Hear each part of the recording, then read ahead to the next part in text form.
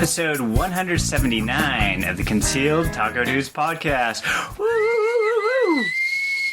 Today is me, Taco. Jason with Concealment Solutions. And do we have an episode for you? We do. That's kind of why we're here. Yes. All right, let's go ahead and knock out sponsors. NOEBulletMolds.com. Finest bullet molds on the planet. Indeed. Some say the universe. And the galaxy. Yeah. Something like that. Uh-huh. I don't know which is bigger. Universe or galaxy? Yeah, what's the difference? What's bigger? What's the difference between the universe and the galaxy? There's like the universe encompasses everything. There are galaxies. Galaxies within the universe. Like the Milky Way is a galaxy. Right. Okay. We got it. Anyways. Okay. That was your first tangent. Yes. Use coupon code FLT001 and it'll save you a few bucks. Yep. Utah Air Guns at utahairguns.com. All things air guns. There's so much cool stuff over there. I've been over there a little bit lately. It's a dangerous I bet you I've been there more recently than you. Probably. Yeah, right before this. Yeah. Yeah. Okay. Yeah. So, if you're not into air guns yet, you're just missing out. Yeah. Even if you're in a super permissive, gun-friendly state like we are here in Utah, air guns just fill a niche. And they're super fun. And one of the cool things about air guns is you can shoot them in certain areas and scenarios that you probably wouldn't want to shoot a gun for, like ricochets. Well, then the stuff like that. A pellet doesn't travel as far. It dumps energy a lot faster, so you don't get the over penetration and stuff like that you can get with a regular powder burner. And we'll talk about it a little bit later in the topic. Okay. So go check out Utah Air Guns at utahairguns.com. RMAC's coming up. That's the Rocky Mountain Air Gun Challenge. Huge event here in Springville, Utah. If just go watch. Yeah. It's cool to just see international shooters from every corner of the earth showing up to shoot air guns. Yeah, it'll be interesting to see how the weather is. Yeah. They always get wind. Yeah. That's where you can makes it really challenging. Figure out who the best shooters are. Right. Because if they know how to judge wind. It's getting so big. I was talking to Austin and they're saying it's getting so big that it might turn into an invitational event or like a event you have to qualify for. Then it'll be the RMACI, I guess. The Rocky Mountain Air Gun Challenge Invitational. Yeah. But cool event. Check it out. Check out Utah Air Guns. And when you order something online, use the code AIRCANDY. You'll get free shipping and free turret stickers. Nice. Black Ice Coatings at blackicecoatings.com. Good gun finishes. Not even just guns, anything. Hydro dipping, Teflon coating, Cerakoting. It probably does some other stuff that we don't even Rattle know about. Can coating? Yeah, no, I don't know if he does that, but Krylon. They specialize in Krylon. Rust-Oleum. Yeah. If a Cerakote, is a little too fancy for him, then, he could probably use request the Krylon. Rust-Oleum. Yeah. I'd like the Rust-Oleum Deluxe finish, please. The kind that peels off in a year. He might kick you out, but, I guess if the price is right, maybe he'll Rust-Oleum it. So. Go check out Black Ice Coatings at blackicecoatings.com and follow them on social media. When you want something done, call them up, tell them you want it slickery. Nice. Magholder.com. Horizontal mag carriers, and I haven't been on his website in a while. I know he's got lots of other things that he's been adding, so it might be worth a check to see what's new at magholder.com. And when you order something, use the code Get in the Van I Have Candy. You'll save a few bucks that way. Concealment Solutions at concealmentsolutions.com, your one-stop holster shop. We also carry knives and custom sheaths and all kinds of things. We've got a showroom now on site that's got some cool stuff. Starting to get knives from custom knife makers that we have in stock. I think I've got 5 or 6 custom knives from various knife makers. Those aren't on the website. I probably should put them on the website, give them a little more exposure, but I'm lazy. You should. So, anyway, check out Concealment Solutions at concealmentsolutions.com. Use the code SHOWMETHECANDY. You'll save 15%, and usually I throw in some stickers and some swag, too. So Nice. All right. Where would you like to start, sir? Let's start with the news. Okay.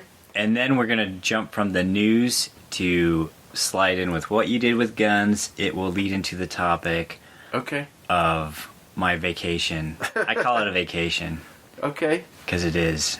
It is food for the soul. Okay. Fair enough. News!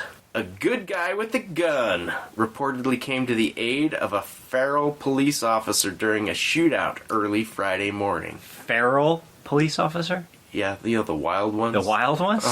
They're- He's like, Thus he needed some help from a good guy with a gun because he was feral. He had a valid... is the city named Ferrel? No. Or is it like Feral? No, try again. PH? No. Pharrell? Farrell. Oh, okay, that's close. He had speaking of the good guy with a gun, he had a valid concealed carry permit, said Mercer County District Attorney Pete Aker. He went to where the police officer was and fired on the suspect. State police and county district attorney's office detectives are continuing to investigate the incident, which took place about 12:30 a.m. Friday outside a convenience store along Indiana Avenue in Farrell. Aker said the subject, identified as a 49-year-old white male, was undergoing treatment Friday evening at Mercer Health St. Elizabeth Hospital. All right. That's a mouthful. In Youngstown for life-threatening injuries.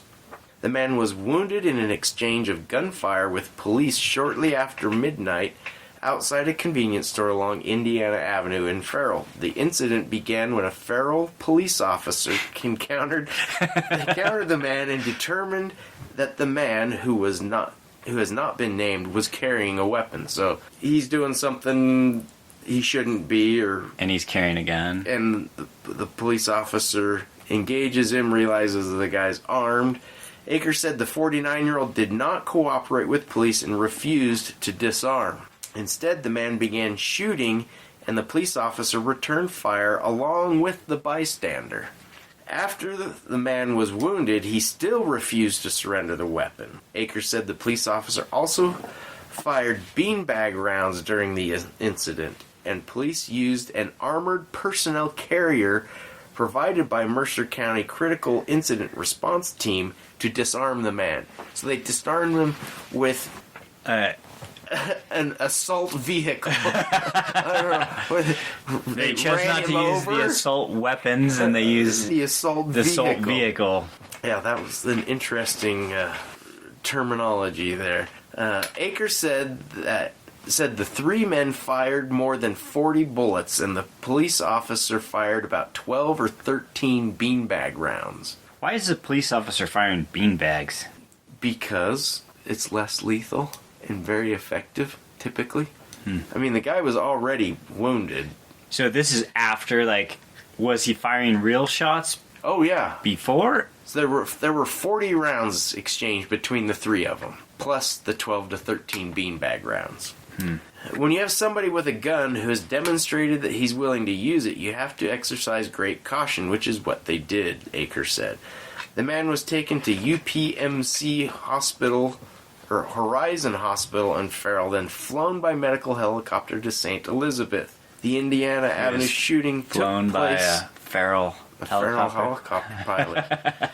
It took place only moments after an earlier unrelated incident at a home along Emerson Avenue in Farrell. Aker said someone shot at the house in what he called a drug-related drive-by. The incident remains under investigation. So why'd you bring it up if it's not related? With the Indiana Avenue incident, the state police investigation will focus on exactly who fired the shots that wounded the initial shooter and the potential charges against the 49-year-old if he survives. There are two really separate components, Aker said. The first one is the officer-involved shooting. When an officer is on the scene and bullets are discharged, it cannot be investigated by the parent police department. Second is that bullets were flying around the middle of Farrell at 12:30 a.m. That's not what we like to see in the community. Obviously. It sounds like it's a community where that happens fairly often. We have all those feral people. Sure, you gotta contain them somehow. So, my question is, if you roll up on something like this underway, are you gonna jump out and help the police officer?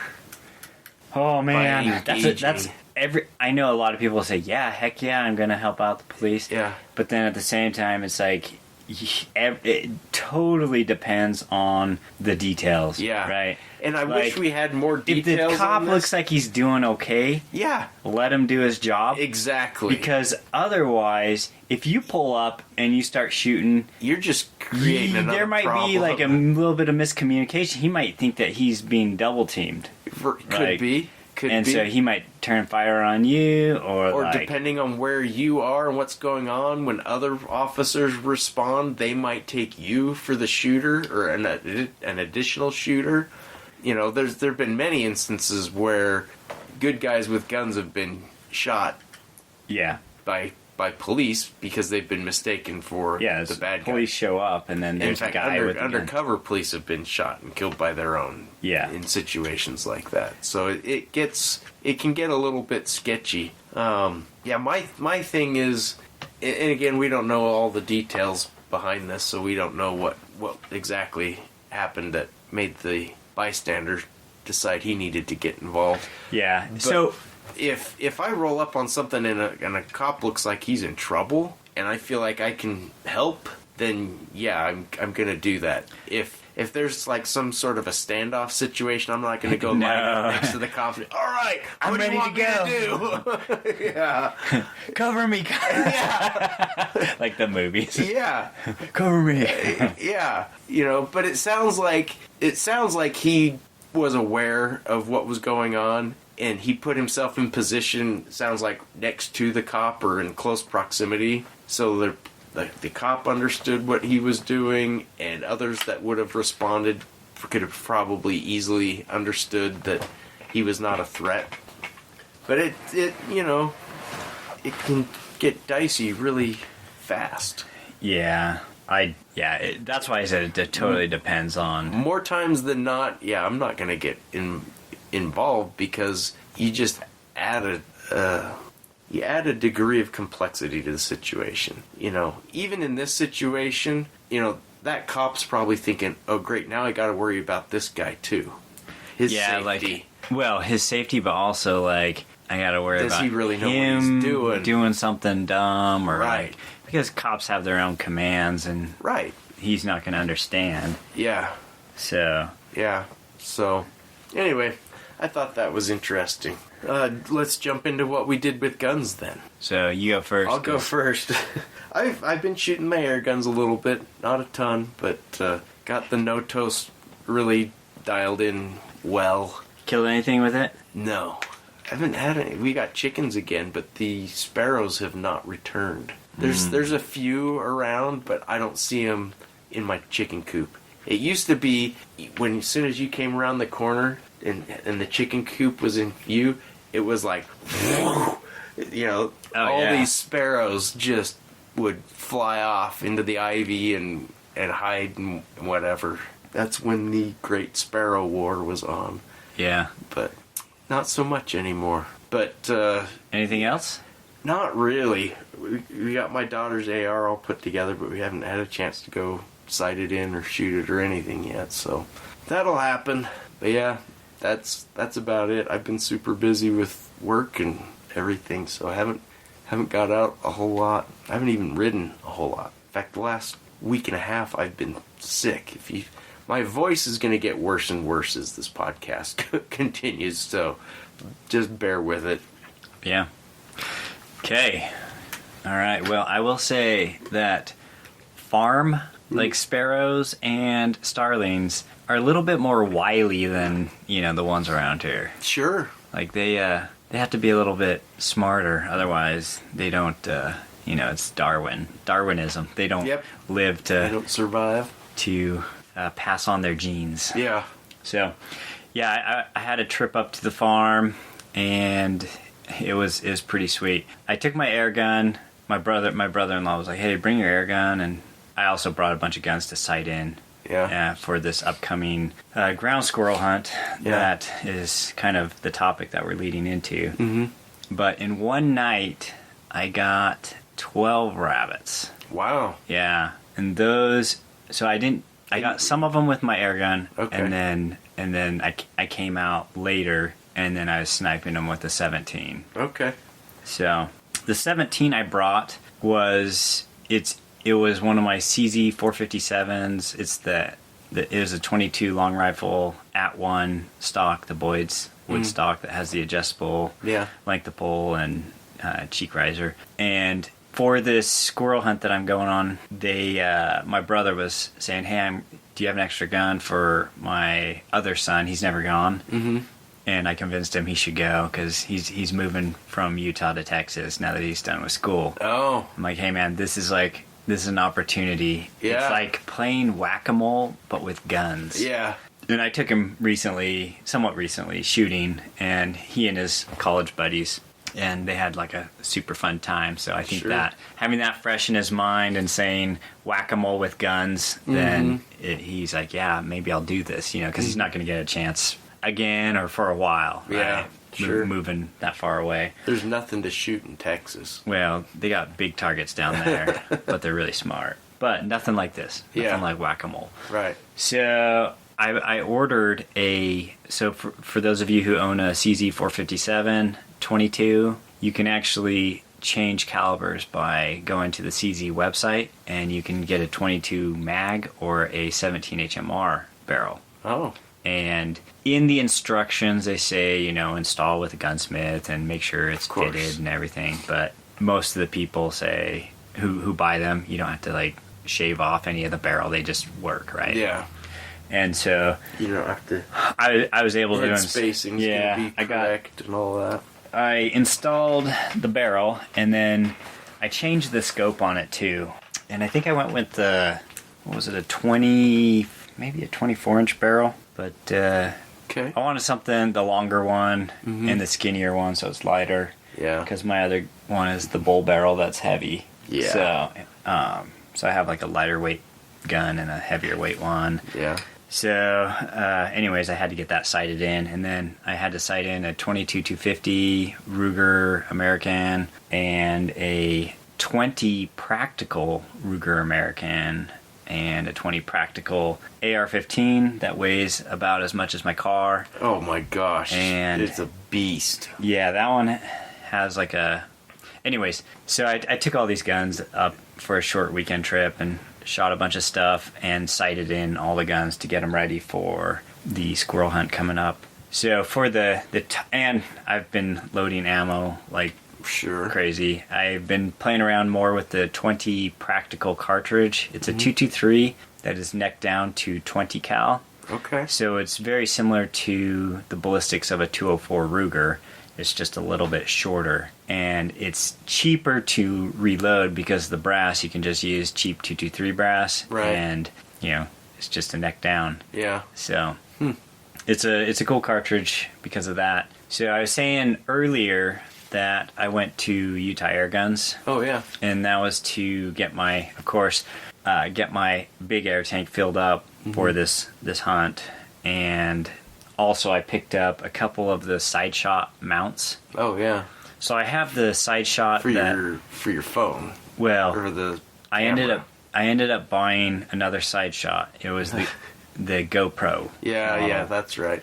And so the GoPro's easier because you just click the record button and it turns on, starts recording, then turns off. And, So for that reason, I think it's like, that one is easier. Right. But the phone one is pretty cool because it's way cheaper and it uses your phone. Right. But you have to start tapping, and your phone always goes to sleep when you want it to be awake. And So there's issues with that. But my last video, the one that I squirrel hunt last year that I did the video for, that was all recorded with my cell phone on the cell phone mount with the side shot. Mm-hmm. But I picked up multiple, you buy these extra rings so you can slide the whole, assembly right onto the scope and mount it that way. So I got that set up, and I just picked up those this morning for mounting those on the various rifles that I am taking. So for the topic, we're going to talk a little bit about varmint hunting and guns, calibers, pros, cons. So I have a question about the 17 HMR. All right. Do they, because you like shooting suppressed, obviously, do they do a subsonic 17 HMR, or does that make no sense at all? All right, so, yeah, that makes no sense at all. Okay, and that's what I thought, but, so I went rabbit hunting with some people once, and they were running suppressed HMR 17s, and they were still freaking loud.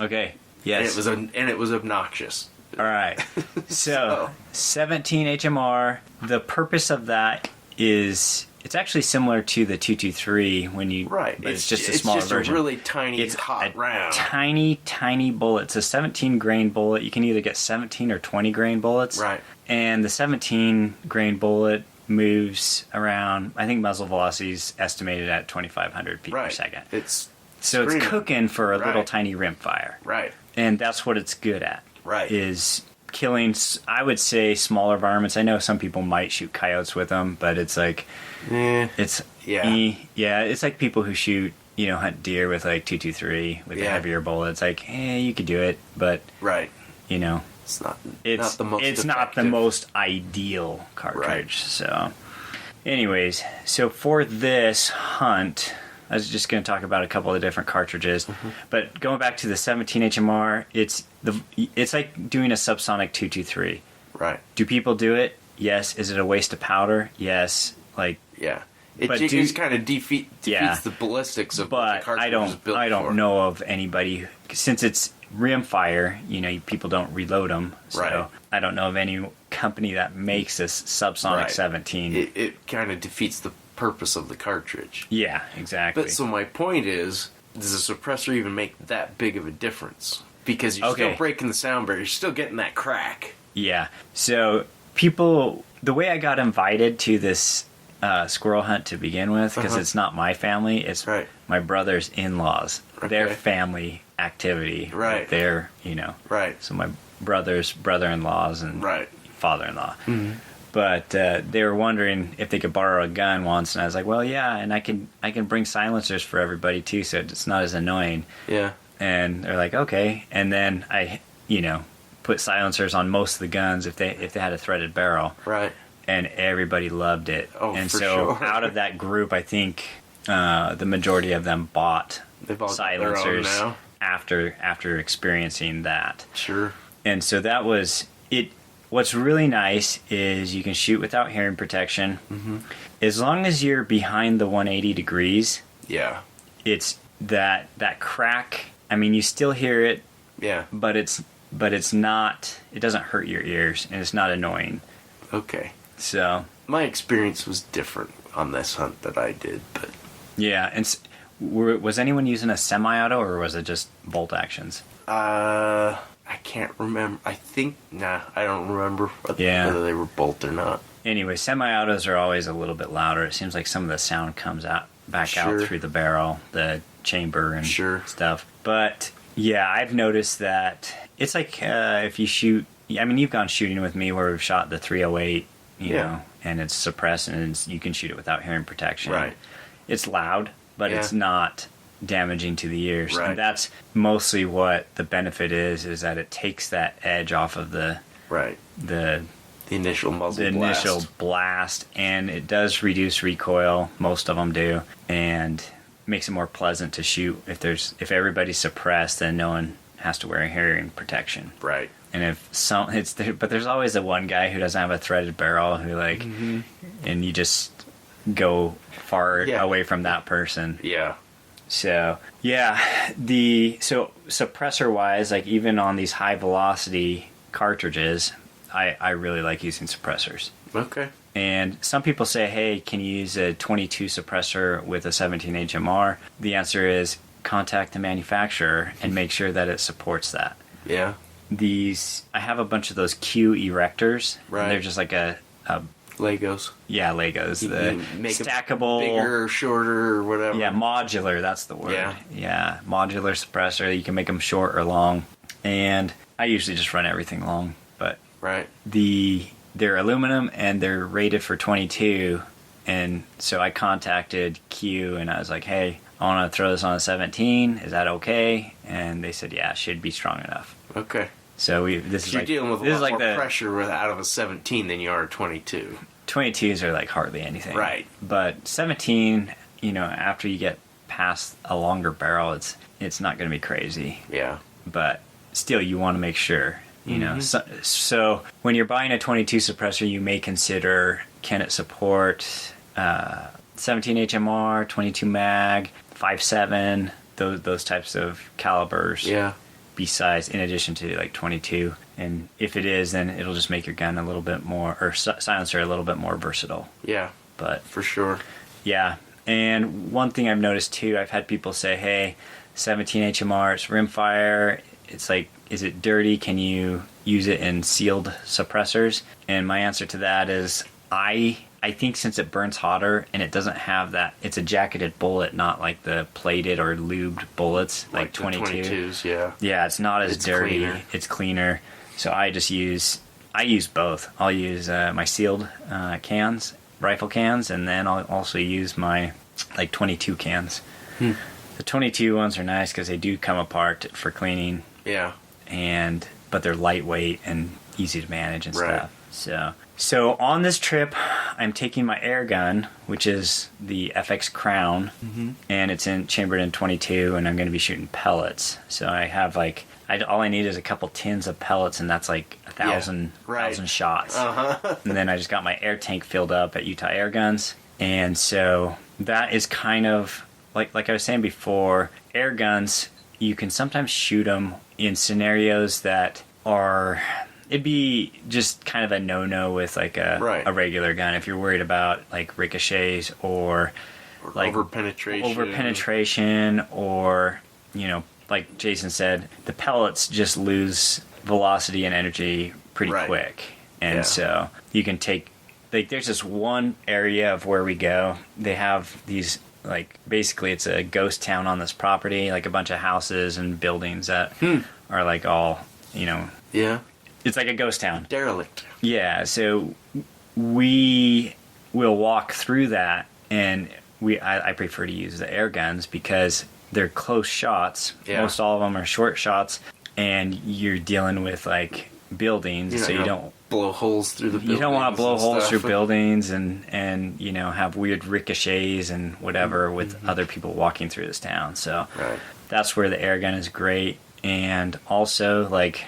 If you have no backstop, then the air gun, you can shoot, and you're not worried about that bullet traveling like a mile or 2 miles or whatever, going too far. And so air gun, it's great. There was one time where last year I thought I had the best spot ever. It was using a tripod on top of the back of a truck.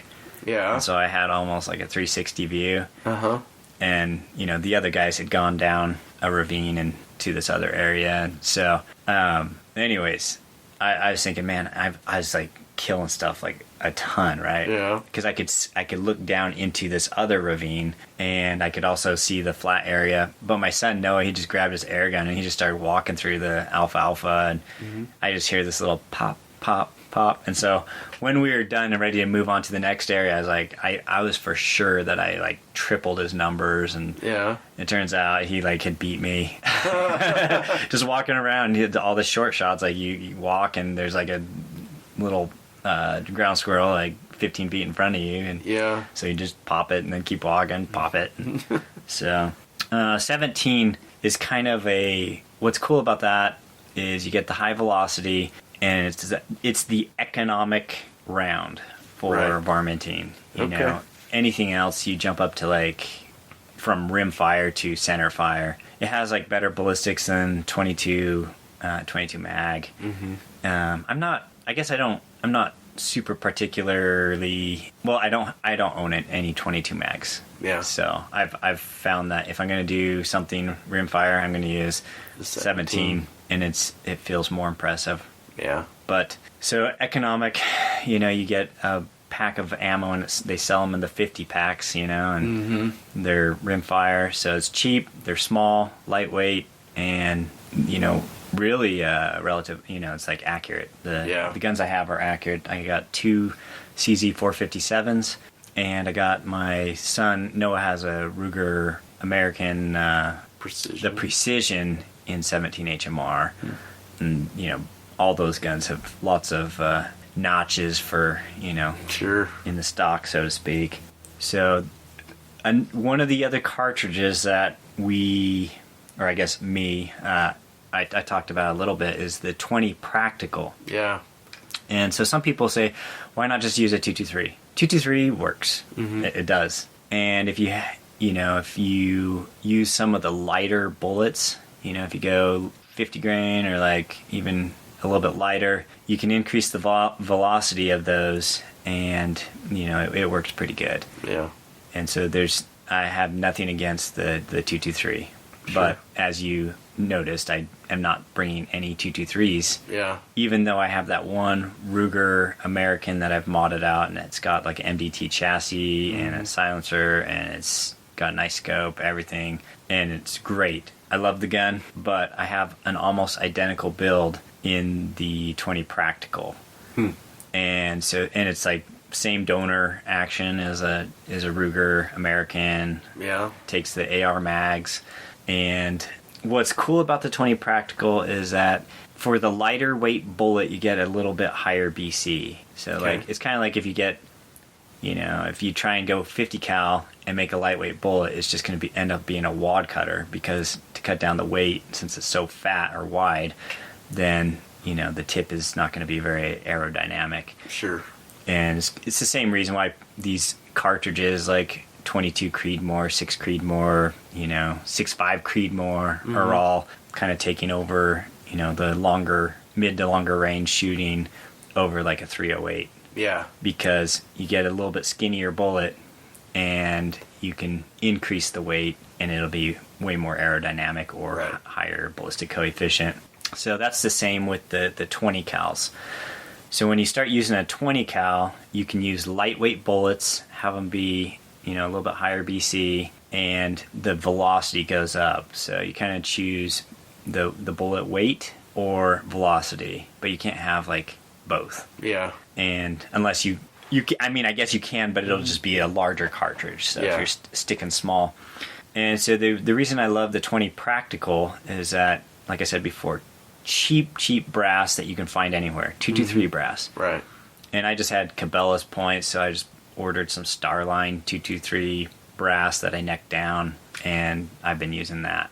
It's kind of nice to keep it separated from the other stuff, because you don't want to neck it down to 20 and then throw it in your sizing die of the 223 and neck it back up to 22. Right. But so it's easy to make the brass or convert the brass. Brass is cheap. The powder, you're only looking at using it maybe like 25 grains of powder, 26, 27, depending on which powder you're using. So your velocity's lower or higher with the 20 Practical? Over it's the 223? higher. Okay. So yeah, because you're going using with a lighter projectile with similar powder. Yep. Okay. So basically.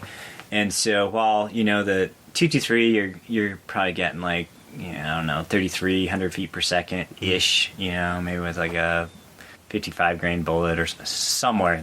I know there's like, you can go higher or lower, whatever.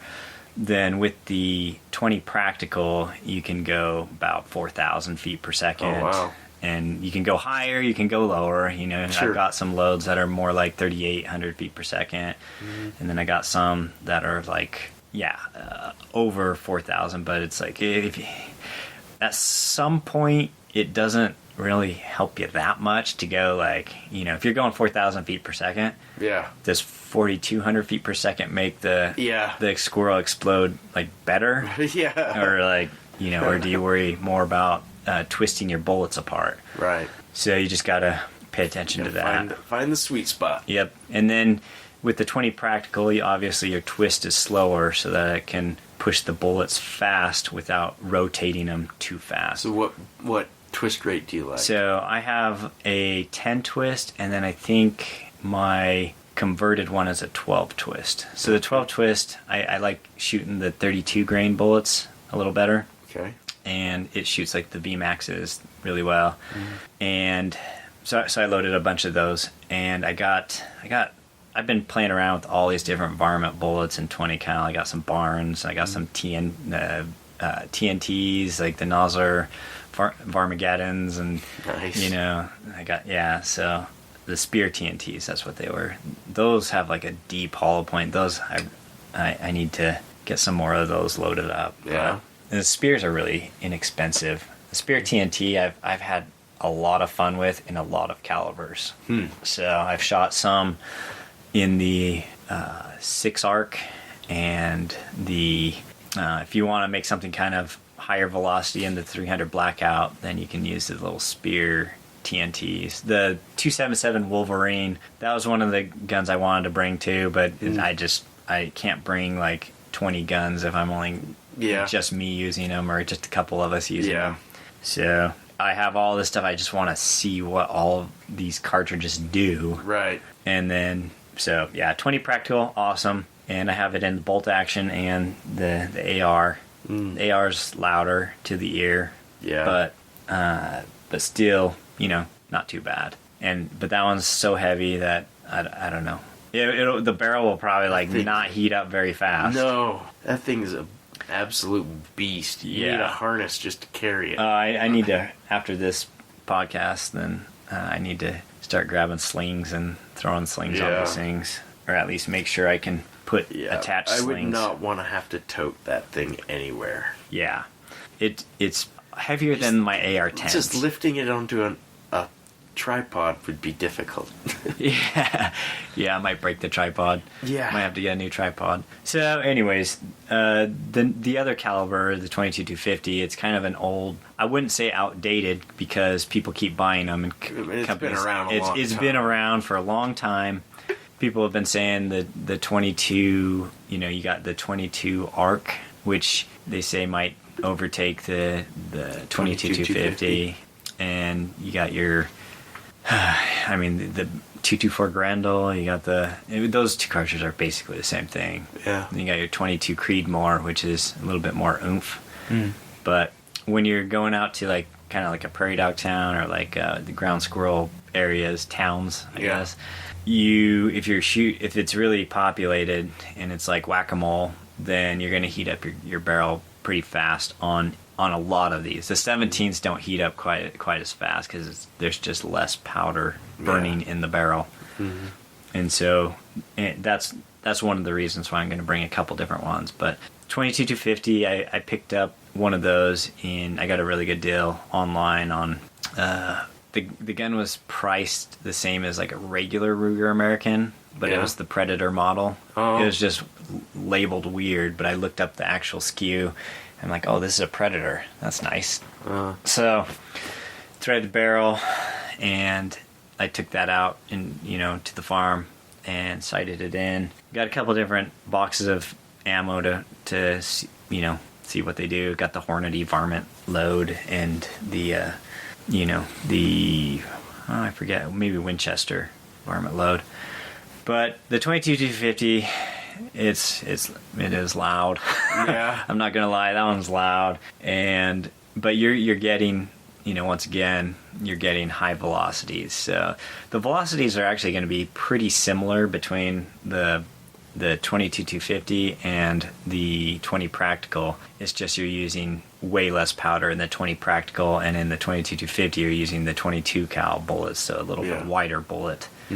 So anyways, I do have a good varmint load for my 6 Creedmoor, as well as the 6 arc and my Wolverine, but I just I decided to leave those home this trip. The 6 arc one is pretty fun. I had at NPS, I bought these 6mm, like 58 grain bullets, Yeah.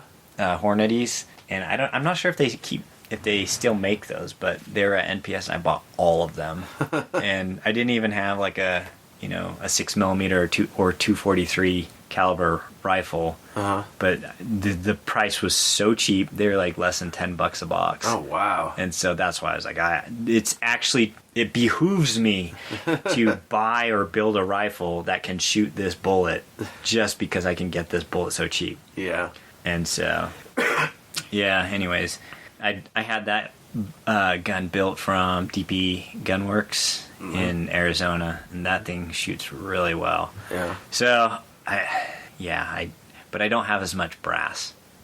The 20 practical makes it nice because you just got tons of brass. Easy to come by. Yeah. So, and I'll probably need to see if I can throw some kind of a deflector on my gun, so the AR doesn't, so I don't have to chase down brass. You can get those the little baggies, like the little Velcro bag that sits on the side and catches it all. Yeah, it seems like those always like jam up your gun, or I could see how. Or they get heavy and start tilting, and then So, anyways, those calibers are all like way awesome, and I know there's like other ones out there. Sure. One that it's kind of died out, but the 220 Swift, that's that crazy looking one. That's the 22 cal, but it like shoots. It's got such. It looks so goofy. Yeah. So much powder behind it. It's so fast, but it burns out barrels fast. Yeah. And so you don't see 220 Swifts around much at all these days. So do you have any questions for me, Jason? Not other than what I've already asked.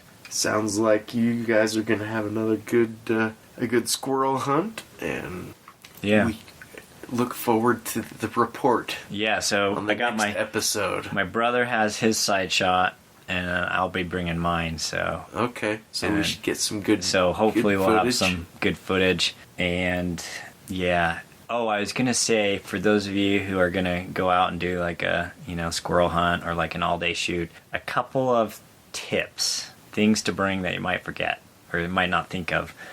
One, make sure you have a good tripod.